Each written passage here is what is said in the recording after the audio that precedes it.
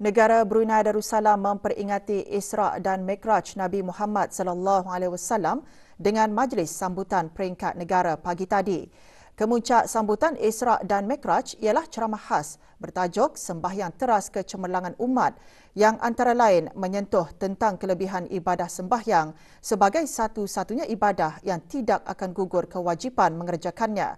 Malahan ia tetap wajib dilaksanakan dalam apa jua keadaan. Selain sebagai tiang agama dan syiar Islam, sembahyang juga merupakan jalan untuk mendapatkan syurga Allah Subhanahu Wa Taala. Majlis sambutan Isra' dan Mi'raj peringkat negara berlangsung di Jamiah Sri Hassanal Bolkiah, Kampung Kerong. Majlis dimulakan dengan bacaan surah Al-Fatihah beramai-ramai yang dipimpin oleh Yang Dimuliakan Begawan Pihin Khatim Datuk Peruka Haji Mustafa bin Haji Moran, Pegawai Masjid Jamiah Sri Hassanal Bolkiah. Yang Berhormat Pihin Udana Khatim Datuk Peruka Seri Setia Ustaz Haji Awang Badaruddin bin Pengarah Datuk Peruka Haji Awang Osman, Menteri Hal Ehwal Agama selaku pengerusi jawatan kuasa tertinggi sambutan Hari-Hari Kebesaran Islam tahun 1442 Hijrah dalam ucapan alun-alunnya menjelaskan umat Islam perlu berpegang teguh dalam mengimani Allah dan Rasul-Nya bagi merealisasikan ajaran Islam berupa nikmat Allah kepada manusia. Justru umat Islam dituntun untuk merealisasikan 5 matlamat ajaran Islam, iaitu memelihara agama, nyawa, akal, zuriat dan harta. Dan sedang serta insya Allah akan terus berjalan atas landasan dan ke arah memelihara 5 matlamat atau five prime ultimate goals of Syariah itu. Dan yang jelas perlu sama-sama kita sedari bahawa kita yang hadir dalam majlis ini masing-masing terdiri daripada anggota-anggota baik yang dalam perkhidmatan beruniform ataupun tidak, baik pun perkhidmatan rasmi kerajaan ataupun di luar. Semuanya kita ini memikul tanggungjawab tugas yang ditaklifkan atau tasking yang dipertanggungjawabkan oleh Allah Subhanahu Wa Taala untuk dilaksanakan. Untuk mengukuhkan lagi dengan jelas kedudukan perkara ini, kita hendaklah menyadari bahawa Allah tidak menghendaki kita memahami taklif atau tasking kehidupan di dunia ini terpisah-pisah dengan nama kewajipan agama dan dengan nama kewajipan dunia, seperti yang dipahamkan dalam pahaman sekularisme. Allah tidak menjadikan dan memisahkan agama dan tidak meletakkannya di sudut yang sempit dan terasing dari arus perdana atau mainstream kehidupan bernegara dan berkerajaan. Wallahu ya'lamu ma tasna'un.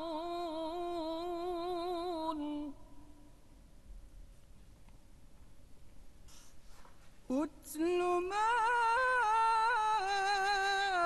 uhiya ilaika minal kitabi wa aqimi. Persembahan Qiraatul Quran secara interaktif dibawakan oleh Awang Muhammad Firdaus bin Haji Saleh, johan pertandingan tilawah Al-Quran secara dalam talian bagi sekolah-sekolah menengah dan maktab-maktab senegara tahun 1441 Hijrah 2020 Masihi, dan Awang Muhammad Zulhafiz bin Awang Tengah, tenaga pengajar skim tilawah Al-Quran Remaja Jabatan Pengajian Islam. Beberapa teranum Al-Quran diperdengarkan, iaitu teranum Bayati, Hijaz dan Jaharka. Pengiran Ahmad Faris Ramadhani bin Pengiran Haji Salahuddin, Pegawai Hal Ehwal Masjid, dalam ceramahnya menjelaskan ibadah sembahyang ditempatkan pada kedudukan yang tinggi, iaitu setelah 2 kalimat syahadah dalam rukun Islam. Ia jelas menunjukkan bahawa sembahyang menjadi tanda lurusnya dan sucinya akidah seseorang Muslim itu. Yang juga merupakan ibadah yang paling tinggi dan ibadah yang paling afdal untuk dikerjakan, sehinggakan kita sebagai umat Islam, apapun keadaan kita, selagi mana kita bernyawa, selagi mana kita bernafas, memiliki akal yang sehat, kita tetap diwajibkan untuk melaksanakannya. Ibadah sembahyang juga ditempatkan di kedudukan yang tinggi, iaitu setelah 2 kalimah syahadah di dalam rukun Islam, yang menunjukkan bahawa sembahyang menjadi tanda lurusnya akidah seseorang Muslim itu dan juga sebagai bukti yang membenarkan pengakuan keimanannya. Doa selamat dibacakan oleh Yang Dimuliakan Baguan Pihin Khatim Datuk Peruka Haji Mustafa bin Haji Moran, Pegawai Masjid Jami'as Hasanil Bolkiah. وعلى آله وصحبه أجمعين بفضل سبحان ربك رب العزة عما يصفون وسلام على المرسلين والحمد لله رب العالمين. Negara Brunei Darussalam tidak terkecuali antara negara yang mempunyai kadar tertinggi pesakit buah pinggang di peringkat akhir di dunia. Butiran lanjut mengenainya menyusul selepas petikan titah.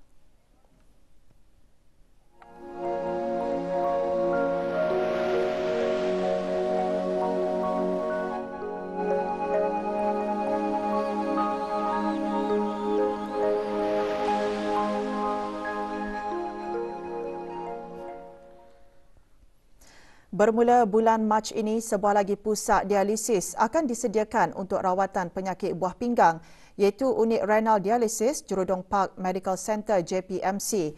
Unit ini merupakan kolaborasi antara Kementerian Kesihatan melalui projek PPP Public Private Partnership dan ianya adalah pusat dialisis pertama di negara ini yang diswastakan.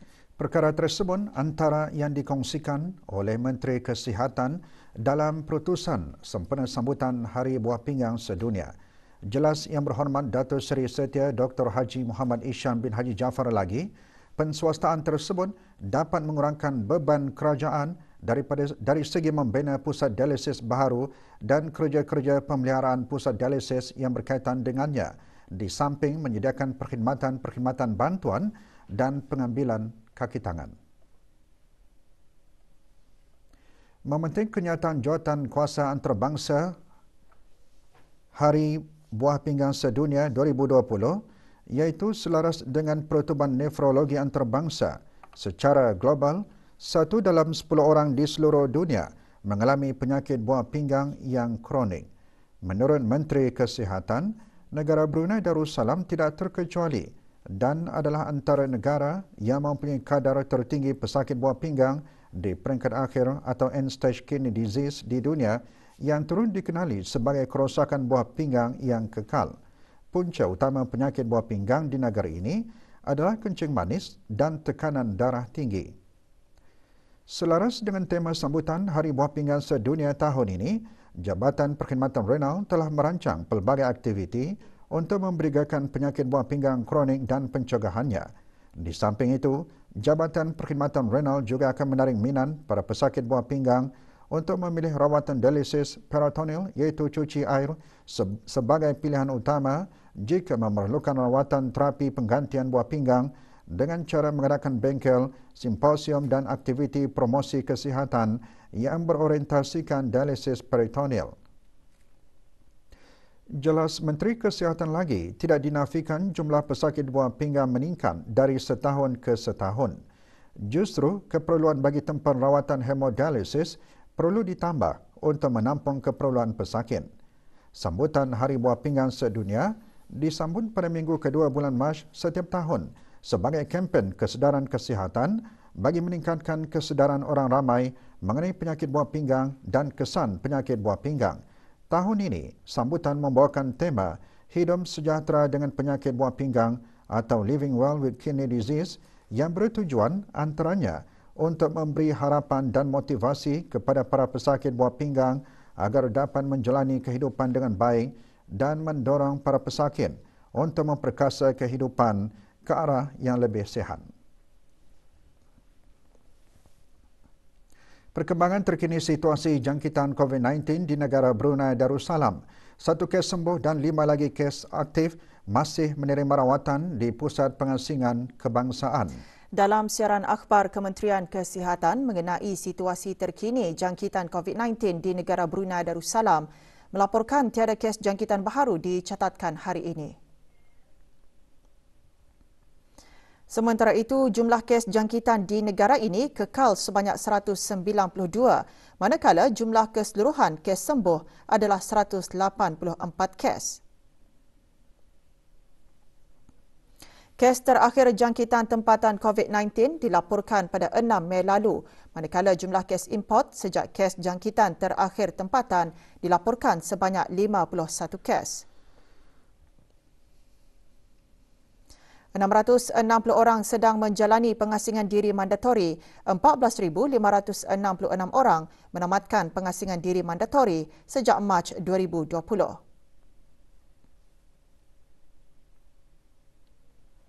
Sementara itu, 1,033 sampel ujian virus SARS-CoV-2 telah dilaksanakan, menjadikan jumlah keseluruhan ujian makmal yang dijalankan sejak Januari 2020 109,579 ujian. Maklumat lanjut dan perkembangan terkini layari laman sesawang Kementerian Kesihatan dan talian Kesihatan 148. Dalam sama-sama menyemarakkan sambutan Isra' Mikraj, Kolej Universiti Perguruan Agama Seri Begawan Kupu SB petang tadi mengadakan Majlis Rasulullah Qudwah Tuna. Majlis yang diadakan dengan kerjasama Kudus Event Management Services itu berlangsung di Airport Mall, Brakas. Hadir Pengarah Haji Muhammad Hasnan bin Pengarah Haji Ali Hassan, Setiausaha Tetam Kementerian Kebudayaan Belia dan Sukan. Majlis diserikan dengan persembahan-persembahan dari johan-johan pertandingan Majlis Rasulullah Qudwah Tuna, anjuran Majlis Perwakilan Pelajar sesi 2020-2021 yang telah berlangsung di Kupu SB.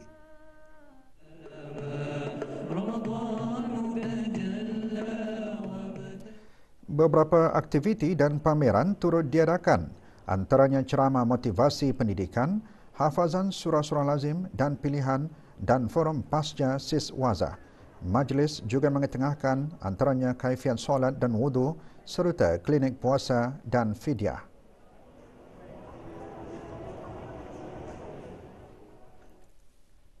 Penubuhan program khidmat bakti negara PKBN adalah selaras dengan hasrat yang terkandung di dalam dasar Belia Negara bagi mewujudkan belia cemerlang yang dibentuk dalam Calak Brunei, yang menggabungkan kedua-dua aspek iaitu pembinaan jati diri belia Brunei yang cemerlang serta komponen fizikal dan disiplin yang akan dijalani para pelatih semasa di kem latihan PKBN.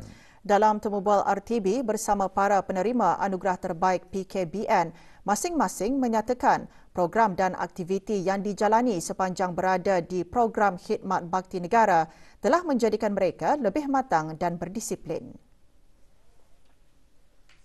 Harus diperkuatkan kerana itu adalah salah satu yang dilihat oleh jurulatih. Kemudian tutur cara bercakap dengan jurulatih, ikut hukuman jurulatih dan selalu ingat yang baik dan yang buruk. Untuk supaya tetap kuat dan tabah walaupun berjauhan dengan keluarga. Selain daripada itu, menguatkan disiplin dengan cara mengikuti aktiviti kawat dan juga menguatkan jati diri sendiri. Pergaulan sesama orang di sini. Macam dia kira bangsa, dia kira siapa saja, dia kira umur, semua sama. Yang penting menghormati sajalah. Masa perlawanan kawat lah, kami mesti bekerjasama dan saling tegur-menegur di antara satu sama lain, sama yang tolong-menolong di antara yang orang yang lamah berkawat atau kami tolong. Semestinya adalah disiplin sepanjang latihan. Sentiasa mengikuti aktiviti-aktiviti yang diberikan, dan yang tiga melakukan sesuatu yang disuruh dengan betul. Saya dapat mendisiplinkan diri sendiri dan juga dapat berdikari diri sendiri dan juga menempati masa. Jelas terpancar di riak wajah para ibu bapa dan penjaga pelatih program khidmat bakti negara perasaan bangga apabila melihat anak-anak mereka menamatkan program khidmat bakti negara selepas menjalaninya selama 100 hari. Suasana dipenuhi dengan keriangan dan kemeriahan apabila dapat bersuabuka bersama para pelatih. Setentunya, memori tersebut akan menjadi kenangan buat ibu bapa dan penjaga.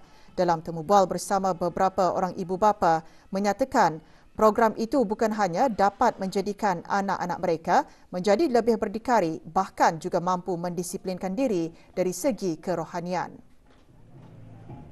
Harapanku ia akan tahu mengejar masa sama disiplin. Ia tahu mengenali apa arti disiplin dalam hidup diri sendiri. Untuk membina masa depan dorang lah, untuk disiplin dorang, jati diri dorang. Harapan untuk anulah dia supaya berbakti arah ibu bapa, keluarga lah ya, untuk masa depannya lah juga. Banyak perubahan lah, alhamdulillah juga di segi lah, aku lihat disiplin lah, banyak dong mesti belajar di sini lah, merangkum lah semua lah di sini, macam dia mempelajari daripada yang ia tahu, jadi tahu kan. Projek Jalinan Kasih Fasa 1, Anjuran Bahagian Pengakam Perempuan, Persekutuan Pengakam Negara Brunei Darussalam dihasran dapat membantu meringankan beban individu atau keluarga yang memerlukan bantuan di negara ini. Majlis diadakan pagi tadi di daerah Belain. 6 buah keluarga telah dikenal pasti menerima sumbangan bantuan barang-barang asasi. Penyampaian sumbangan diserahkan ke rumah-rumah penerima di sekitar kawasan Rancangan Perumahan Negara RPN Kampung Pandan, Rancangan Perumahan Negara RPN Kampung Penaga Seria, Lorong 3 Selatan Seria dan Lumut. Para penerima terdiri daripada golongan anak-anak yatim, warga emas dan keluarga kurang berkemampuan.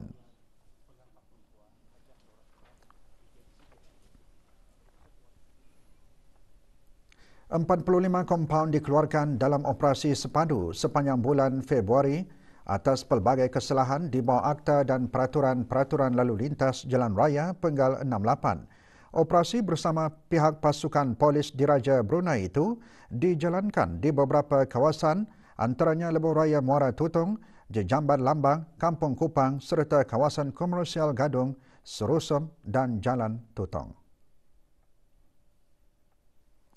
Jabatan Pengangkutan Darat JPD dalam siaran akhbarnya, daripada 45 kompaun yang dikeluarkan, 31% adalah atas kesalahan memandu kenderaan yang tidak layak dari keselamatannya, 13% atas kesalahan melaraskan atau tampering alat amaran had kelajuan, 11% kenderaan tidak mematuhi peraturan pembinaan atau kenderaan yang diubah suai, dan 11% kesalahan memandu kenderaan komersial tanpa sijil kelayakan yang sah. Pengurus atau pemilik syarikat juga bertanggungjawab untuk memastikan pemandu-pemandu yang mengendalikan kenderaan milik syarikat, terutama sekali dari kalangan warga negara asing, untuk mematuhi peraturan dan undang-undang jalan raya dengan mengamalkan budaya pemanduan yang cermat, berhemah dan beretika.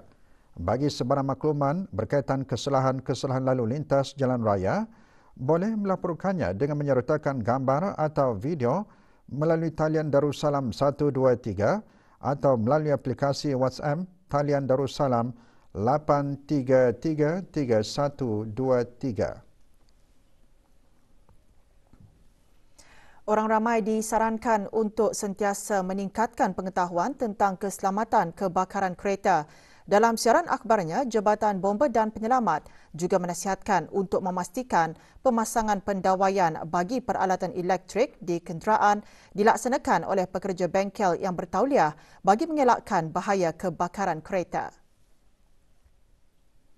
Sehubungan itu, satu laporan kebakaran kereta di kawasan Jerudong Park Jerudong telah diterima pada Isnin lalu 8 Mac 2021.